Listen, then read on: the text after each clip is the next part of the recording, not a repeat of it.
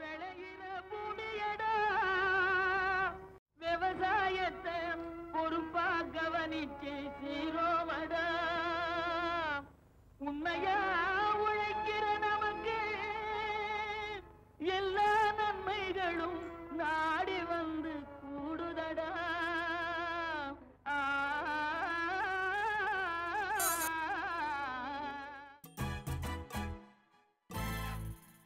தட்டு நாற்றங்கால் மூலம் நெல் நாற்று உற்பத்தி ஆலோசனை வழங்குகிறார் கரூர் மாவட்ட வேளாண் அறிவியல் நிலையத்தின் தொழில்நுட்ப பயிற்சியாளர் திருமதி பி தமிழ்ச்செல்வி.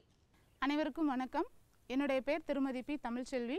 நான் கரூர் மாவட்டத்துக்குரிய வேளாண் அறிவியல் மையத்தில் வேளாண் விரிவாக்கத்துறையின் தொழில்நுட்ப வல்லுநராக பணியாற்றிட்டு இருக்கேன்.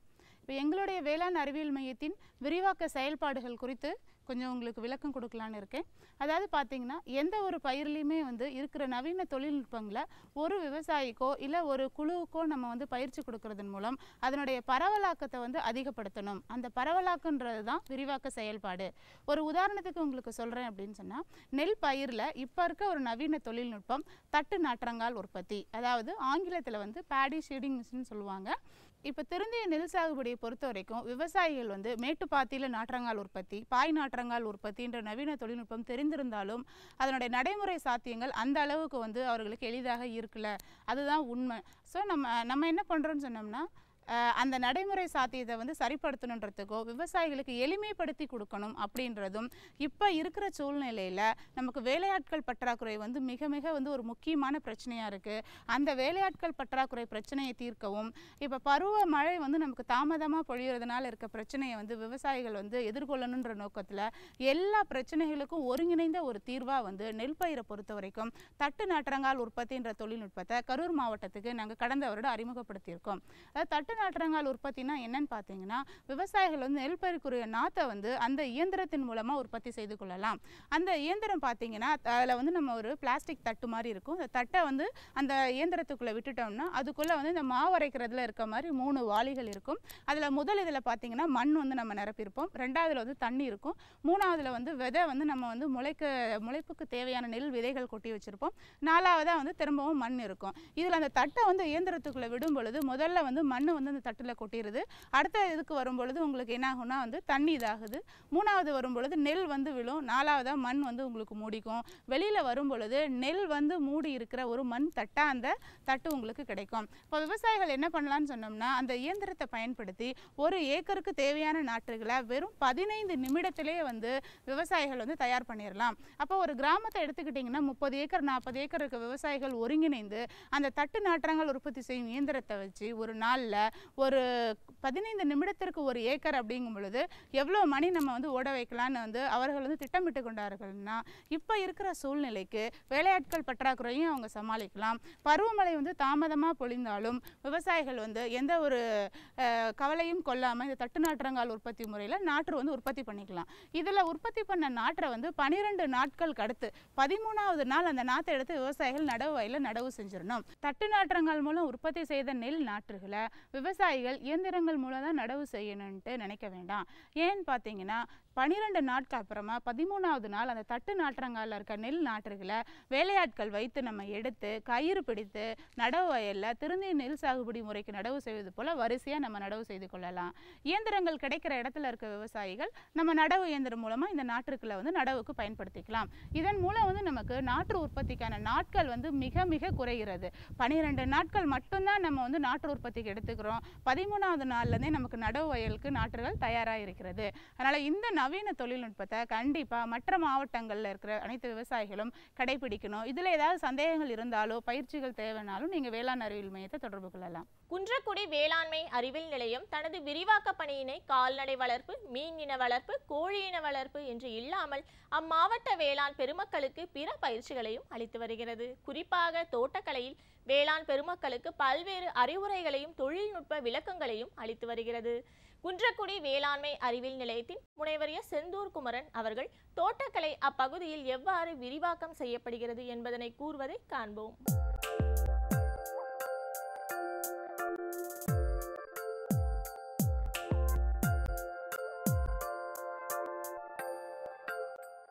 முனைவர் செந்தூர் குமரன் தமிழ்நாடு கால்நடை மருத்துவ அறிவியல் பல்கலைக்கழகத்தின் கீழ் இயங்கக்கூடிய சிவகங்கை மாவட்டத்திற்கான வேளாண் அறிவியல் நிலையம் குன்றக்குடியிலே இணை பேராசிரியராக தோட்டக்கலை துறையிலே பணிபுரிந்து கொண்டிருக்கின்றேன். இந்த சிவகங்கை மாவட்டமானது சிவப்பான கங்கை பாய்கிற பூமி என்ற ஒரு மாற்றுப்பொருளும் இந்த மாவட்டத்திற்கு உண்டு. மிகவும் வறட்சியான மாவட்டமாக இந்த மாவட்டம் இருப்பதால் இந்த மாவட்டத்திற்கு தேவையான அனைத்து தோட்டக்கலை சார்ந்த உதவிகளையும் இந்த வேளாண் அறிவியல் நிலையம் மூலமாக கடைக்கோடி பாமரன் விவசாயிகளுக்கும் வழங்கி கொண்டிருக்கின்றோம். இந்த வேளாண் அறிவியல் நிலையத்தின் மூலமாக இந்த மாவட்டத்திலே பல பயிர்கள் சாகுபடி பரப்பில் இருந்தாலும் புதிய தொழில்நுட்பமான துல்லிய பண்ணைய திட்டம் என்ற தொழில்நுட்பத்தின் கீழ் கிட்டத்தட்ட 2200 ஹெக்டேர் பரப்பிலே இந்த மாவட்டத்திலே துல்லிய பண்ணைய திட்டம் மிக சிறப்பாக செயல்படுத்தி கொண்டிருக்கின்றது. இந்த துல்லிய பண்ணைய திட்டத்தின் விரிவாக்கத்திற்கு முதல் காரணமே வேளாண் அறிவியல் நிலையம் குன்றக்குடி தான். இந்த வேளாண் அறிவியல் நிலையம் குன்றக்குடியின் வாயிலாக கடந்த 2008-09ஆம் ஆண்டு பரிச்சாத்தியமாக 20 ஹெக்டேர் பரப்பளவிலே இந்த துல்லிய பண்ணைய திட்டம் அறிமுகப்படுத்தப்பட்டது. இந்த துல்லிய பண்ணைய திட்டமானது சாலை கிராமம் என்ற ஒரு சிறு கிராமத்திலே இளையான்குடி வட்டாரத்தில் இருக்கக்கூடிய சிவகங்கை மாவட்டத்தின் ஒரு கிராமத்திலே அறிமுகப்படுத்தப்பட்டது. அன்றிலிருந்து கிட்டத்தட்ட 4 வருடமாக இது பயிர் விரிவாக்கம் செய்யப்பட்டு இன்று 2200 ஹெக்டேர் பரப்பிற்கு மேலாக இந்த துல்லிய பண்ணைய திட்டம் செயல்படுத்தி கொண்டிருக்கின்றோம். இந்த துல்லிய பண்ணைய திட்டத்திலே மிளகாய், கத்தரி, வெண்டை போன்ற காய்கறி பயிர்களை மிக பரவலாக மேலக்காடு கௌரிப்பட்டு என்ற சிறு கிராமத்திலே கிட்டத்தட்ட 500 ஏக்கர் பரப்பளவிற்கும் அதிகமாக வேளாண் அறிவியல் நிலையத்தின் மூலமாகவும் தேசிய ஊரக வளர்ச்சி வங்கி நிதியுதவியோடும் NADP திட்டத்தின் வாயிலாகவும் நாங்கள் அறிமுகப்படுத்தியிருக்கின்றோம். இந்த துல்லிய பண்ணை திட்டத்திலே 2-3 சங்கங்களை இந்த வேளாண் அறிவியல் நிலையத்தின் மூலமாக நாங்கள் உருவாக்கி இருக்கின்றோம். வடக்கு சாலை கிராமத்தை தலைமையிடமாக கொண்டு சாலை கிராம துல்லிய பண்ணைய திட்ட விவசாயிகள் சங்கம் என்ற ஒரு சங்கத்தை ஏற்படுத்தி அங்கே 100 விவசாயிகள் இந்த சங்கத்தில் இணைந்து மிகச் சிறப்பாக இந்த அணுகுமுறையை செய்து கொண்டிருக்கின்றார்கள். அதுபோலவே சிவகங்கை வட்டத்திலே நாட்டரசங்கோட்டை தலைமையிடமாக கொண்டு நாட்டரசங்கோட்டை சுற்று வட்டார துல்லிய பண்ணை விவசாயிகள் சங்கம் என்ற ஒரு சங்கத்தை ஏற்படுத்தி அங்கே ராமச்சந்திரன் என்கிற விவசாயியை தலைவராக போட்டு மிகச் சிறப்பாக காய்கறி விவசாயத்தை விவசாயிகள் அணுகி மிகுந்த லாபத்தை எடுக்கின்றார்கள். அதுபோலவே இந்த துல்லிய பண்ணை திட்டத்திலே நல்ல மகசூல் எடுப்பதற்காக பயிர் மார்டாலிட்டி ஏற்படாமல் இருப்பதற்காக குழித்தட்டு நாற்றாங்கல் என்ற ஒரு அமைப்பை ஏற்படுத்தி நிழல் வலை குடிலே அவர்களுக்கு இலவசமாக ஒரு 10 சென்ட் நிலத்திலே தேவைப்படுகிற 1 லட்சம் ரூபாய் இலவசமாக வழங்கி நிழல் வளைக்குடியில் அமைத்து கொடுத்து அதன் மூலமாக கன்றுகளை கொடுத்ததன் காரணமாக தரம் வாய்ந்த கன்றுகளை வயலுக்கு எடுத்து சென்ற விளைவே மிகச்சிறந்த வெற்றிக்கு காரணமாக அவர்கள் எங்கள் அலுவலகத்திலே பதிவு செய்திருக்கின்றார்கள். தோட்டக்கலை துறையிலே அடர் நடவு முறை பற்றிய தொழில்நுட்பத்தை பார்த்தோமானால் அடர் நடவு முறை என்பது ஒரு வழக்கமாக நடப்படுகிற செடிகளுடைய இடைவெளிக்கு பதிலாக மாற்றாக குறுகிய இடைவெளியிலே செடிகளை நட்டு மிகுந்த லாபத்தை பெறுவது, அதுதான் அடர் நடவுமுறை. அடர்த்தியான ஒரு நடவுமுறையை மேற்கொள்வது. இது பரவலாக பல பயிர்களை கடைபிடிக்கப்பட்டு வந்தாலும் நம்மளுடைய மா பயிர்களே இப்பொழுது சிவகங்கை மாவட்டத்திலே மிக சிறப்பாக இதை செயல்படுத்தி கொண்டிருக்கிறோம். வேளாண் அறிவியல் நிலையம் குன்றக்குடி மூலமாக அடர் நடவு முறையில் கிட்டத்தட்ட பார்த்திங்கன்னா மிக குறுகிய நடவடிக்கையில் நம்ம 30 அடிக்கு 30 அடி அப்படி மா சாகுபடி பண்ணோம்னா கிட்டத்தட்ட பார்த்திங்கன்னா ஒரு ஹெக்டேர் பரப்பளவில் 200 கன்றுகள் நம்ம வச்சு பராமரிக்கலாம். ஆனால் இந்த அடர் நடவு முறையில் 6 அடிக்கு 6 அடி இல்லாட்டி 5 அடிக்கு 4 அடி அப்படிங்கிற இடைவெளியை பார்த்தோம்னா கிட்டத்தட்ட 1111 செடிகள் வரைக்கும் பராமரிக்கலாம். கிட்டத்தட்ட பார்த்திங்கன்னா 5 மடங்கு 6 மடங்கு அளவுக்கு பயிர்களோட எண்ணிக்கையை கூட்டிடுறோம்.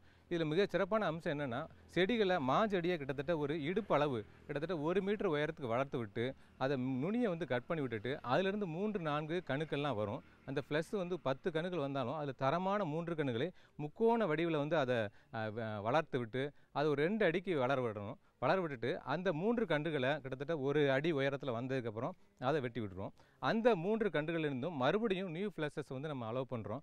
அந்த இது வளர்ந்த உடனே அதில் தரமான 3 கன்றுகளை வச்சுட்டு நம்மளுடைய பராமரிப்பு உயரம், அதாவது ஆப்ரேஷனல் ஹைட்னு சொல்லப்படக்கூடிய ஒரு ஆளுடைய உயரத்தோடைய ஆப்ரேஷனல் ஹைட்டு, அந்த ஹைட்டுக்கு செடிகளை வச்சு நம்ம பராமரிக்க போகிறோம். அப்படி பராமரிக்கிறதுனால மரங்கள் பூராமே ஒரு புஷ்ஷாக குட்டையான ஒரு வடிவத்தில் இருக்கும். இதன் மூலம் பார்த்திங்கன்னா கிட்டத்தட்ட 4 டன்னு வழக்கமாக நம்ம 30 அடி இடைவெளியில் மாலை எடுக்கிறதுக்கு பதிலாக கிட்டத்தட்ட ஒரு 20 டன் 15லேருந்து 20 டன் வரைக்கும் அதிகமான மகசூல் எடுக்கலாம்.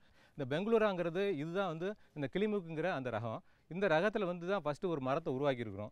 இந்த கிளிமூக்கு ரகத்தோடைய ஒரு கிளையை மட்டும் எடுத்துகிட்டு அதில் கிளப்ட் கிராஃப்டிங்கிற முறையில் அந்த மரத்தை 2ஆக அந்த நுனி கிளையில் நல்ல பச்சை மறைந்த அந்த கிளையில் ஒரு கிளப்ட் முறையில் ஒரு வெட்டை உற்பத்தி பண்ணிவிட்டு நமக்கு வேறு ஒரு ரகம் வேணும் அப்படின்னா அப்படி ஒரு ரகம் தான் இந்த அல்பான்சாங்கிற ரகம். இந்த அல்பான்சா ரகத்தோடைய தரமான தாய் செடிகளை மட்டும் கொண்டு வந்து அதில் கிளப்ட் முறையில் கட்டிட்டு அதில் ஒட்டு கட்டின பகுதியில் இந்த கிளைகள் முழுக்கவே அந்த அல்பான்சா ரகமாக மாறிவிடுது. இப்படி இந்த கிளைகள் வந்து பெர்மனண்ட்டாகவே இந்த கிளைகள் வந்து எத்தனை கிளைகள் பிரிந்து போனாலும் அந்த கிளைகள் வந்து பார்த்திங்கன்னா அல்பான்சா ரகங்கள் மட்டும்தான் காய்கள் கிடைக்கும். ஆக ஒரே மரத்திலேயே இந்த அல்பான்சா பழமும் நமக்கு கிடைக்கும், அதே மாதிரியே கிளிமூக்கு ரகமும் கிடைக்குது. இது கிளிமூக்கு தாய் மரம், இதில் வந்து உருவாக்கப்பட்ட ஒட்டு ரகம் அதே மரத்திலேயே பல வகையான கரங்களை கொடுக்குது. அதே மாதிரியே பின்னாடி ஒரு ரகம் பார்த்திங்கன்னா நமக்கு இமாம் பசந்த் இருக்குது. இமாம் பசந்த் இன்றைக்கி மார்க்கெட்டபிலிட்டி நல்லா இருக்குது, நல்ல டேஸ்டியாகவும் இருக்கும். ஸோ அப்படிப்பட்ட ரகங்களை கொண்டு வரலாம். சில பக்கம் சேலம் பகுதியில் இருக்கக்கூடிய விவசாயிகள்லாம் பார்த்திங்கன்னா மல்கோவா ரகத்தை அந்த செந்தூர ரகத்துக்கு ரொம்ப விரும்பி சாப்பிடுவாங்க. அந்த கிளைகளையும் நம்ம இதில் ஒட்டு கட்டிக்கலாம். ஸோ அப்போ எல்லா வகையான ரகங்களையும் ஒரே மரத்தில் உருவாக்கி சாத்தியமாக அப்படின்னா சாத்தியங்கிறதுக்கு ஒரு உதாரணம் தான் இது. அந்த மாதிரி கன்றுகளை வந்து இவங்களே கொடுக்குறாங்க. 3 வகையான கன்றுகளையும் கொடுத்து அது ஒட்டுக்கட்டுற தொழில்நுட்பத்தை இந்த கன்று நர்சரியிலேயே அவங்க சொல்லி கொடுத்துட்றாங்க. அப்போ வீட்டுக்கு பின்னாடி நிறையா போய் நம்ம உற்பத்தி பண்ணி பண்ணுறதுக்கான வாய்ப்புகள் இருக்குது. தமிழ்நாடு கால்நடை மருத்துவ அறிவியல் பல்கலைக்கழகத்தின் கீழ் இயங்கக்கூடிய சிவகங்கை மாவட்டத்தில் அமையப்பெற்ற குன்றக்குடி வேளாண் அறிவியல் நிலையத்தின் மூலமாக கிராமப்புற இளைஞர்களுக்கு படித்த வேலையில்லா பட்டதாரிகளுக்கு அவர்கள் சுய வேலைவாய்ப்பை பெறக்கூடிய நோக்கமாக நர்சரி தோட்டக்கலை நாற்றாங்கால் அமைக்கக்கூடிய தொழில்நுட்பத்தை பரவலாக பயிற்சிகள் வாயிலாக நாங்கள் கொடுத்திருக்கின்றோம். அப்படி பயிற்சிகளை பெற்று பல விவசாயிகள் சுய வேலைவாய்ப்பை தேடக்கூடிய நோக்கமாக நர்சரி தோட்டக்கலை நாற்றாங்கல்களை உருவாக்கியிருக்கிறார்கள். அப்படி ஒரு நாற்றாங்கால் தான் இங்கே நாம் பார்க்கக்கூடிய இந்த குயில் தோப்பு என்றக்கூடிய ஒரு நர்சரி கார்டன்.